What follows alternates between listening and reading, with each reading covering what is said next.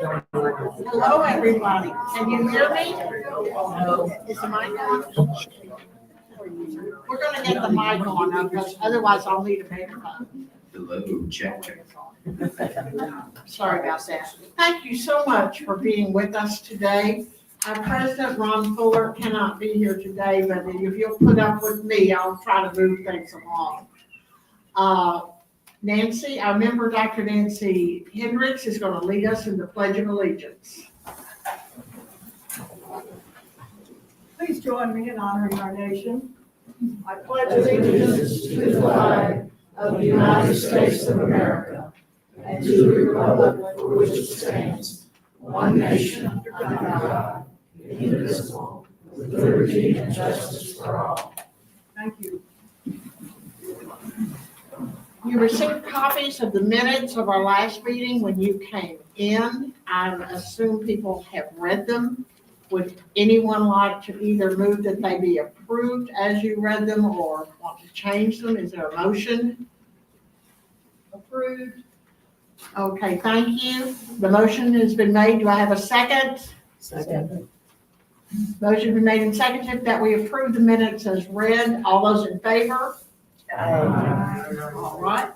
And we have an announcement today from Paul Kagabine, who is the Adult Services Specialist at the Garland County Library and board member of GCHS. This is more of an invitation than an announcement, since you might have already seen this, but this coming Sunday afternoon at 2 p.m. here in the auditorium, we're going to have a special guest who is a Hot Springs native, and that's Valerie Neal, and she is the author of a book called On a Mission, The Smithsonian History of U.S. Women Astronauts. And she was a journalist for NASA and has a lot of involvement in that. So she's coming back home to give that presentation. So if you would like to attend another presentation later this weekend on Sunday, that's at 2 p.m. So I hope to see you there. Thank you.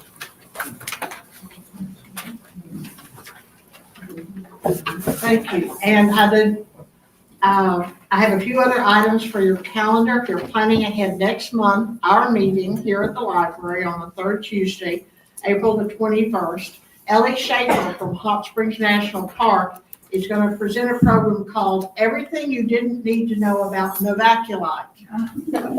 And she's going to discuss all kinds of interesting things. Napping with a K, napping, Washita whetstones, the geologic history of this razor sharp rock. Whether you know something about Novaculi or know nothing, this will be an interesting program.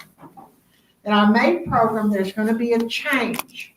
We're not going to be on the third Tuesday. Instead, we're going to be on Saturday, the 23rd of May at 11 a.m. right here in this room. This will be there'll be a notice of this in the newspaper and of course in the newsletters to members.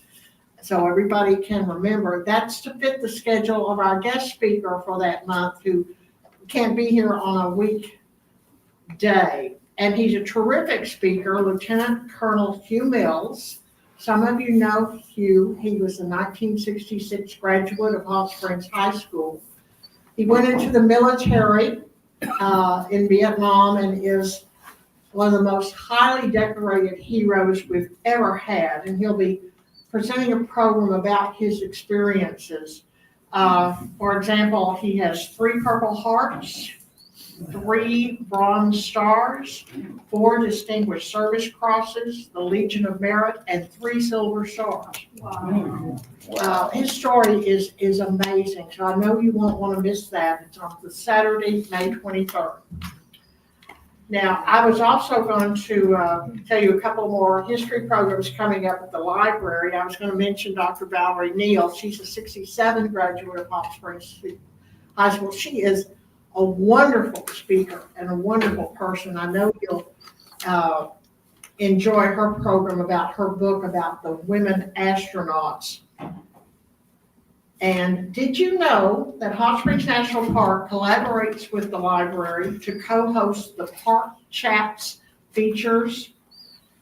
every Wednesday, the fourth Wednesday at noon, right in this room. They're wonderful. Is it in this room? Yes. Okay, in this room. They're wonderful programs. And the one this month, which is a week from tomorrow, the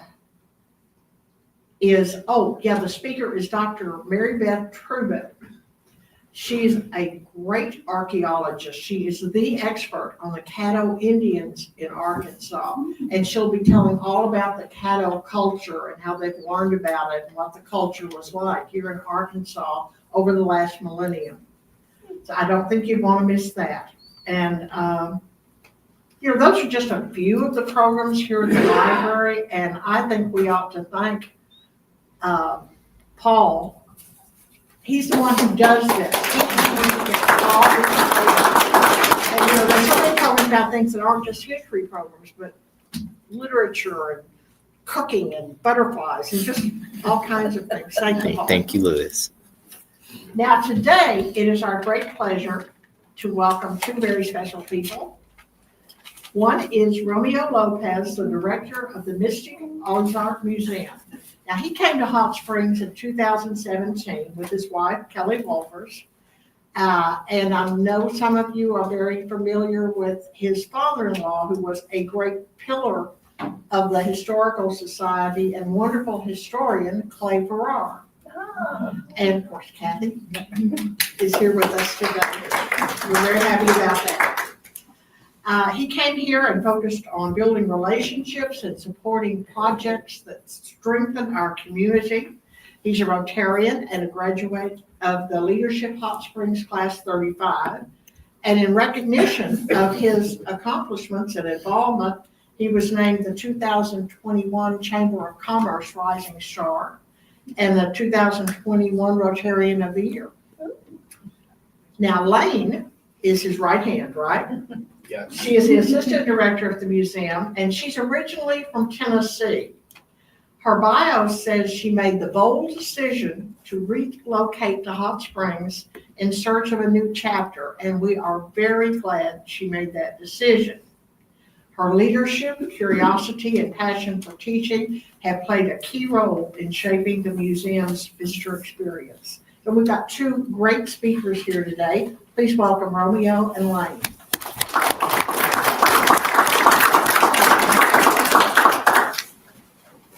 Thank you, Liz, for that introduction.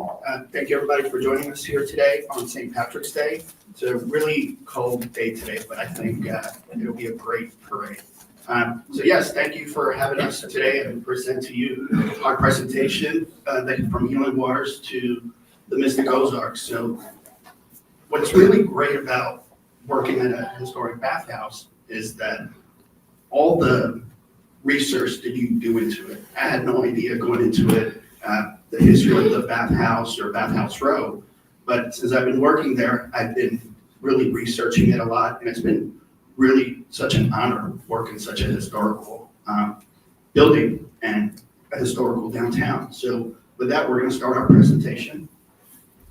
I think I got to move this over here.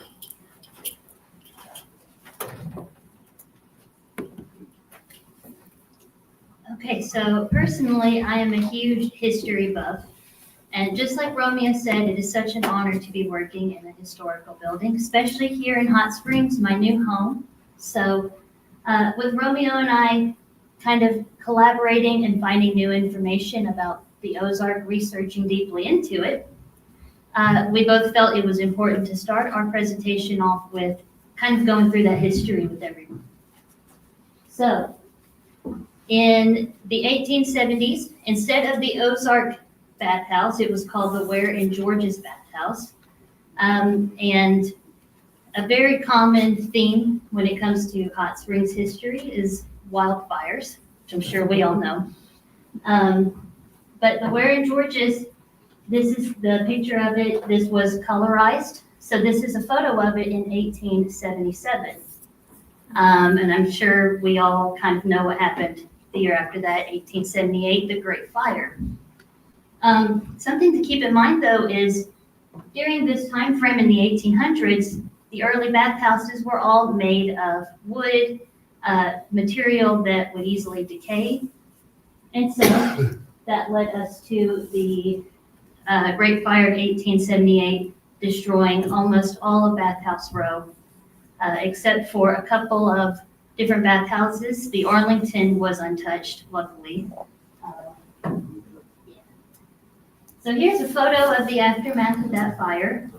As you can see, there's some men standing around in the decay of things, and there's just nothing. However, this was a good thing because it led to Hot Springs rebuilding. Many thought of this as a blessing in disguise. And it led to many of the bathhouses on Bathhouse Road being rebuilt into these beautiful, more modern-looking wooden buildings. Here's a picture of the Ozark bathhouse as it was rebuilt.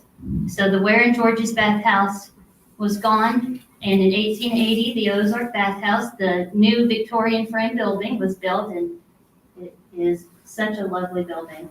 So glad we have photos of it. You can see the bridge here at the entrance. Right underneath that bridge is the Hot Springs Creek. That's that hot water flowing freely. This is before the national park was able to kind of control these hot waters as they're controlled today. So they're just kind of free flowing, and there's things falling into them. But it's really cool to be able to see where the future sidewalk on Bathhouse Row is nowadays. It's all flowing underneath the road, the sidewalk. But here it is open.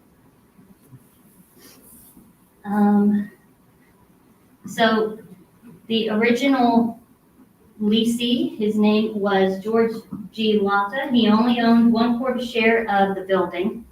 And this cost $6,632.34, which in nowadays terms, that is almost $500K, and that's to build, furnish, and plumb this new Ozark bathhouse. So a really cool thing about the Ozark bathhouse is, as you can see in these old photos, when it was in its Victorian house era, the tower at the top is really iconic. And if you drive by the Ozark bathhouse today, which we of course will show you pictures of the building as it is today, the architects decided to keep that tower theme that you can see at the top. So we still have that detail on our bathhouse today, but we wanted to show you all some really cool other photos of the Ozark bathhouse when it was a Victorian building. And the Ozark bathhouse got its name from the Ouachita mountain range. Those were thought to be part of the Ozark mountain range. Then the other really cool thing, if you look in front of the Victorian style building, you can see what the future magnolia trees are going to be, which is really a fun detail.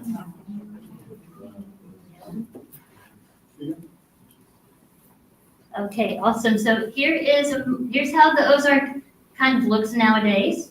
I'm sure everyone here has seen it, but in the previous slide, in that colorized photo of the Victorian building Ozark, it had that white and orange color scheme, and that's how it looks today, as you can see in this postcard here. They kept that color scheme, and they played into the Spanish style when they were constructing this building. So this building was constructed in 1922.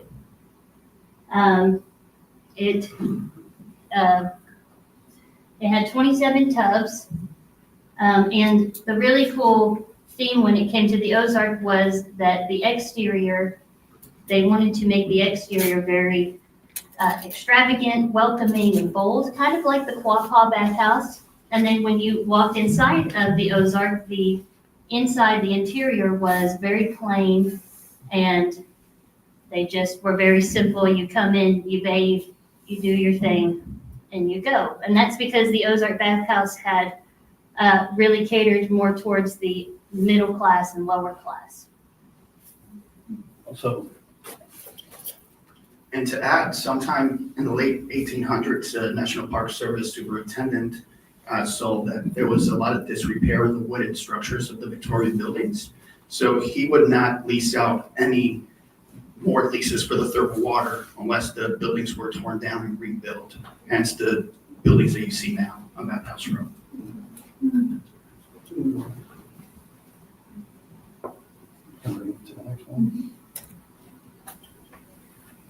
Okay, so this is a photo of the Ozark bathhouse in action. A bath attendant is helping this woman into her thermal whirlpool tub. If you see to the back of the tub, you can see a little meter. That is a thermometer. Now, in the early 1900s, prescriptions were given out to come to hot springs and to bathe in the thermal waters. The doctors would give you a certain amount of baths to take, and they would also write out a temperature for whatever the patient was suffering with.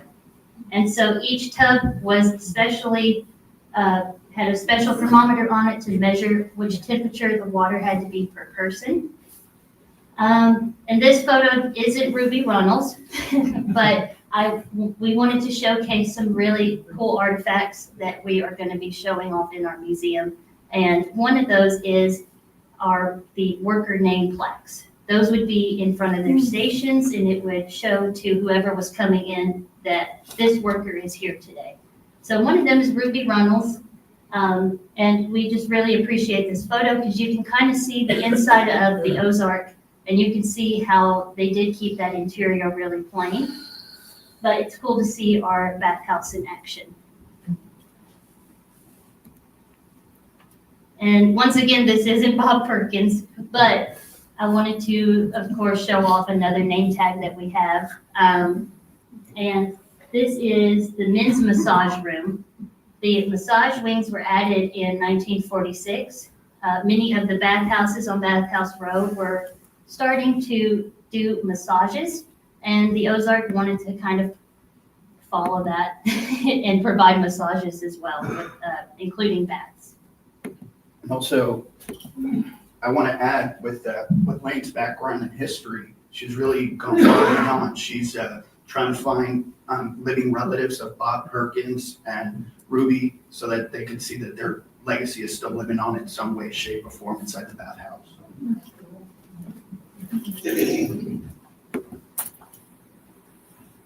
All right, so the Ozark Bathhouse did go through quite a bit of renovation throughout the years.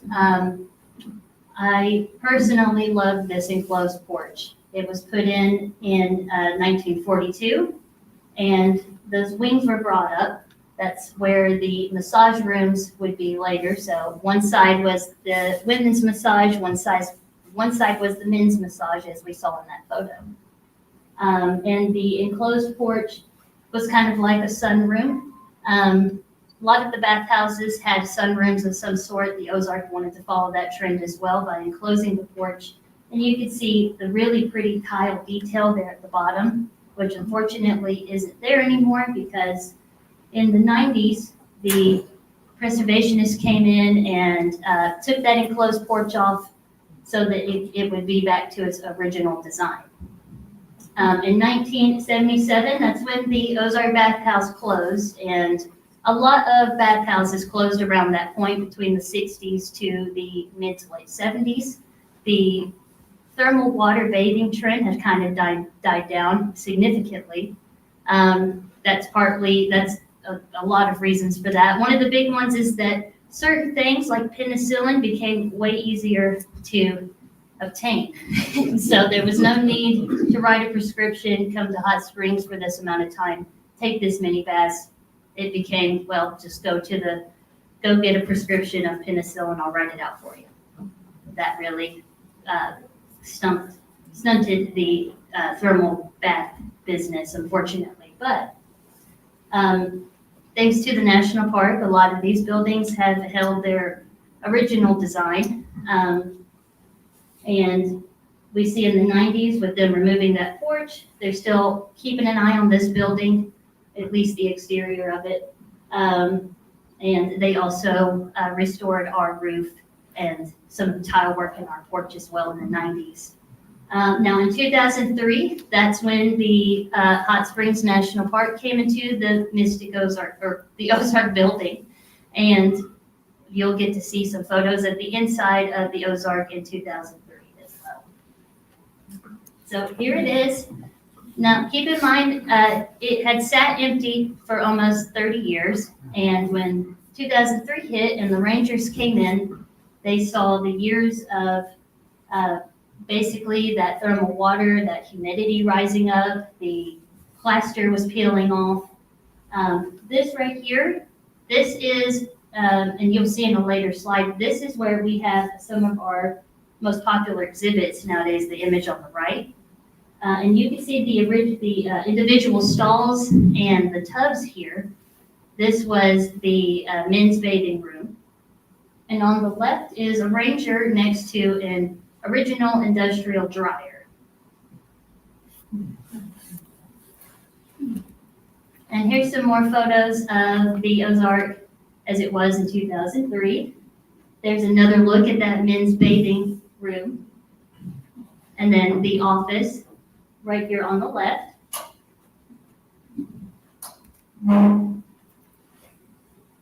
So here's some details about the what went on in terms of getting the Ozark building back and running and functional again. So it started in 2003. A lot of new things were added, HVAC and other things were installed in 2004 by contractors in Lexarkana. And then in 2006, the Museum of Contemporary Art voiced wanting to run an art museum in the Ozark Bathhouse, and they finally were able to move in 2009. They signed a 55-year lease with the National Park, and they were in the Ozark Bathhouse for 5 years. And so in 2014, they stopped operations in the Ozark Bathhouse. Now, the Friends of Hot Springs National Park was in the Ozark Bathhouse in 2014, and they do still have an office in the building today, but they have been really great in sharing their space with us, and they're very excited about the Mystic Ozark. They've been there since 2014. Right, that's us.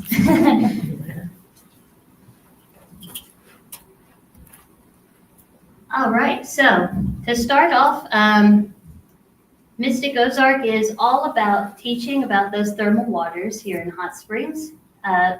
And we are so excited to be, like we said in the beginning, in a historical building because we love to talk about it with our guests that come through. We love to teach about the science of all of the natural wonders that are around us here in Arkansas, the natural state. So we're all about the waters, the rocks, everything. But our main theme is all about those thermal waters. And our mission is at Mystic Ozark to inspire curious minds of all ages. We do that by combining imagination, history, and science into hands-on experiences. So this is a before photo. Mid-America Science Museum partnered with Process Curiosity, who built our exhibits for us, and they're located out in Salt Lake City, Utah. So this is them putting together one of our exhibits. And if you guys remember that picture from 2003 with the plaster peeling off the walls, you can kind of see how it looks today. It's a lot cleaner. The National Park did a great job in restoring this bathhouse into its original beautiful look. So you can see those smooth walls, and here are our exhibits being built. There are actually, this is all one room, by the way, and there are, I think we counted eight exhibits in this one room now. So you get to kind of see the building process. These big pieces were brought in into a big truck.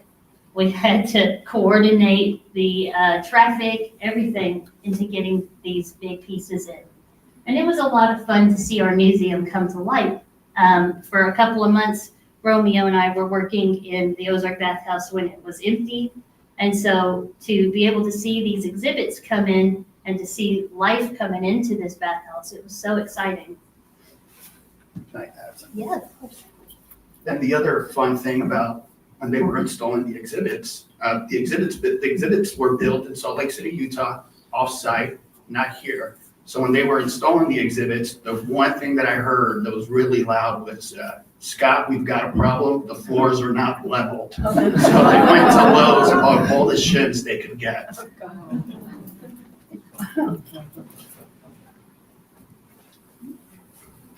So this is our first room at our museum. This is the mystical mirror hall. Lots of fun angles to look at. As you can see, our main focus with this is to offer a really fun, welcoming hallway is the first thing you see. We have these really cool, colorful lights shining, and you get to see the lights jump off the different angles of these mirrors. And kids love this room, especially. They will stare at themselves, trying to see what they look like at this angle, this angle. And we also have a really fun informational sign here at the beginning. So we have this major theme at our museum of a dragon, and that is based on a local legend of a dragon that lives underground heating up that water. So we wanted to play into that. So this sign to the left is telling you all about where that myth comes from, and as you move forward into the dragon layer, as you all will see, there's also a really fun informational excerpt of a short story that local legend came from. So this is our dragon tail. This is personally probably my favorite room in the museum. You get to decorate the dragon tail however you want. We have seen such creative decorations, including castles, houses on top of the dragon tail. We have seen him decorated in all kinds of colors. The shimmer wall is so much fun, and we have these air zukas. So you basically pull the string and you shoot a little blast of air at that shimmer wall to watch it go shimmer at you. And then you can press the different buttons and those will change the lights that shine on the shimmer wall. So it's all very fun and interactive, but the main focus when it comes to these is that dragon tail encourages that creativity. We've seen some really intricate designs too, kind of playing into a sense of engineering. And the shimmer wall offers a lot of opportunity when it comes to what happens when you mix the red and blue light, or what happens if I hold this button down long. Will the light stay on? No. So it incites that curiosity. Then I want to add, one of the fun things when we were bringing the installations out of the trucks was the bathhouse attendants looking out the windows, wondering what the hell's going down the sidewalk. And they see this metal dragon tail, and they're like, what is going on? So that sparked a lot of conversations. But they were really excited to see it come to life too. Yeah, and they did the same thing when we brought in our photo booth, because it looked like a giant Klondike bar. It was all wrapped in silver. And we said, well, it's a mystery. You'll have to stop by and see. And they did. Okay, this is our timeline wall. This kind of goes through that heating up process of the thermal waters. So you start off underground at 4,300 years. That's at the very beginning. And while it's telling you what temperature the water is heating up as you go down the timeline wall, it's also showing you on these top tabs here what is happening on the surface of the Earth during that time. Did you know that the thermal waters here in Hot Springs are older than the first Olympics? It is. The very first thing that you see is talking about how the construction of the pyramids of Giza are starting at that 4,300 year mark. So the water itself heats up underground for 4,300 years. It falls down as rain, works through those cracks, heats up, and it takes another 100 years for it to come to the surface as those thermal waters that we know and love. So in total, 4,400 years.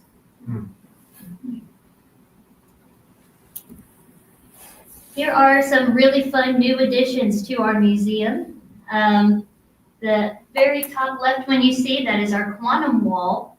And it is a huge hit. Everyone loves that. When you stand in front of it, it follows you around. So every time a guest comes through, I encourage them, when you come through the timeline room and you see that big TV on the other end, I want you to stand in front of it and I want you to do this and come back around and tell me what happened. And it is so fun to go back around there and to see people spinning and dancing. And when they come back around, they say, oh, it followed me around. I look like an art piece. That's what it is. So as you can see here on this photo, it's kind of looks like fire. Sometimes it'll change to bubbles or different kind of paint stroke looks with different colors. And it just shows your shape in that style. And then when you do this, it's just like you're painting a picture on us. It follows you around. That top left one, that one's personally my favorite. That is our animated sandbox. The theme in this photo is the fossils. As you keep digging, you'll uncover different fossil bones, and you can dig further and try to reveal the whole fossil. We also have an underwater theme and a digging for bugs theme. And I think the fossils and the bugs are definitely my favorite personally. But that is so much fun. It encourages that hands-on learning that we're all about. And it really, when it comes to the bugs or the fossils, it really reflects the themes of the national park. That old natural history and the wildlife that lives with us here. And then that bottom photo is our dynamic floor. And the specific game that's shown is all about recycling. So trash will fall down, and it's up to you to jump on the right little can depending on what's falling down. There's a cardboard can, a glass, plastic, and then there's a food can.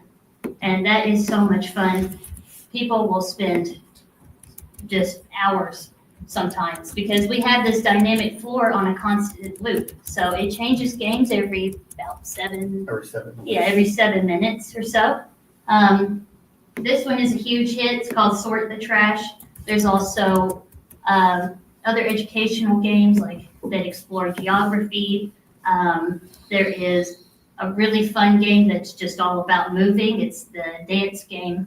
You get to dance to the song, have to follow the notes. That one's really popular as well.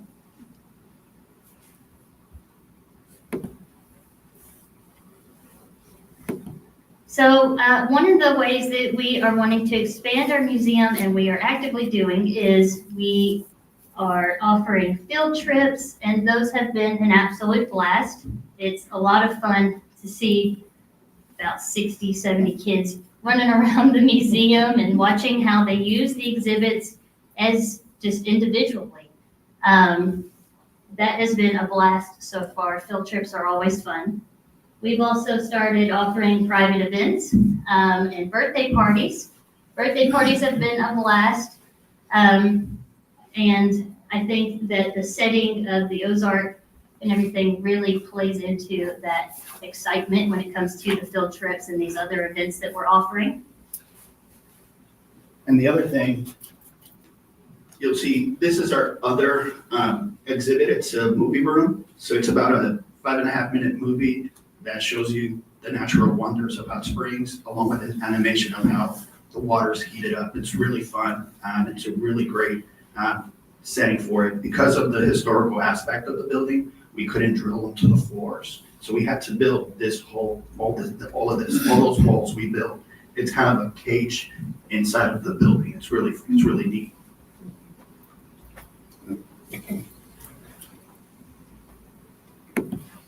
So our hours are Tuesday through Sunday, 10 to 6, and we are closed on Mondays. We are on almost all forms of social media, so especially Facebook, we like to keep updates on there. So if you ever want to know if our hours have changed or if there's something really fun going on at the Ozark that day, because we'd love to do different things, and we're doing this today. We'll update that on Facebook. And I did want to point out with this photo, we have 2 original Hot Springs National Park porcelain tubs. And one of them is in this photo. It's a photo op in our family room, as we like to call it. Very popular.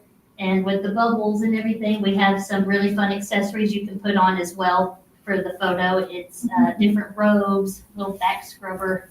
I've seen people like pose with it. So much fun. There's also another tub in our gift shop that is full of baby dragons right now. So you'll have to stop by and see our tub of dragons. And also, we didn't show you all of the exhibits because we wanted to leave you with some surprise. So please come and visit us. There's a lot more to what we just showed you. We also know about the gift shop. We partnered with other businesses downtown. We partnered with Destiny's Bake Shop. She makes little cocoa bombs for us, which has been a big hit.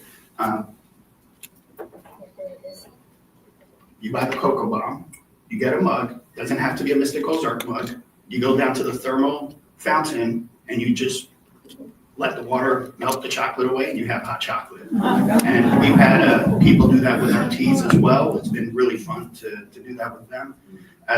The other thing that I want to bring up, I bet you some of you are wondering, is the Ozark haunted? I can tell you a couple of stories.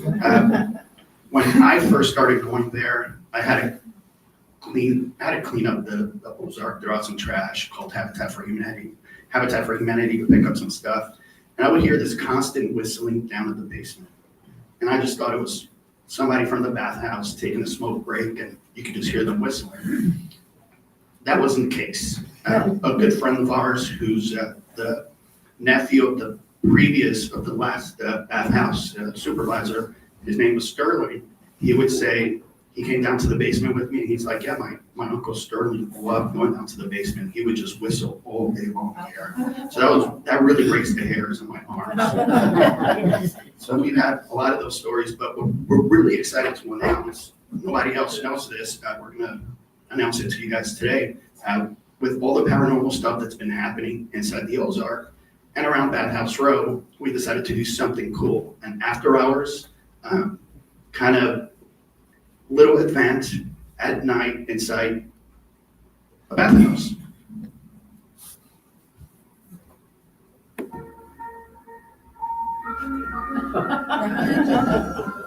So we're going to be announcing paranormal activity tours.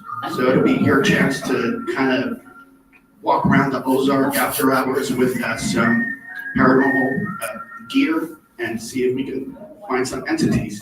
So there you go. So thank you guys for your time.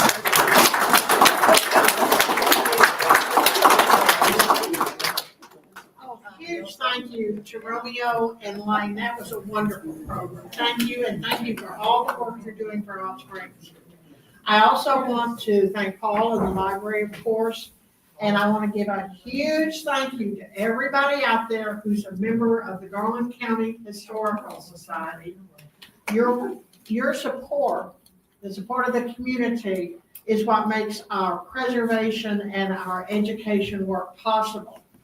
And if you're not yet a member, please pick up a brochure at the table at the back on your way out, or go to our website and join, and you too can be a part of our very, very important work. You'll also receive a copy of our yearly journal, The Record, and get really neat monthly newsletters that tell about interesting events and historical tidbits. So thank you, all of you, for making our society possible.